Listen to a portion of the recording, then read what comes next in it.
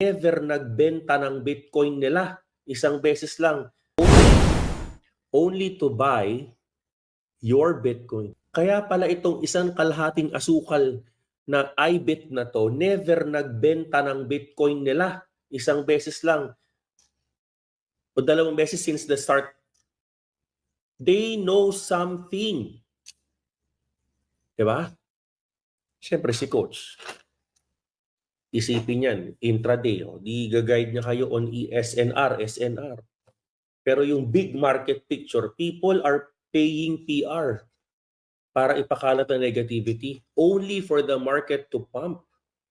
Parang ang mindset nila, buying when the market is fearful. Bibiling ko to pag, di ba? Nagkakagulo na yung mga tao, bibili ako ngayon. Hindi nagbenta tong lekat na IBIT na to. Bili ng bili, di ba? Ay nako, ganda ng point natin.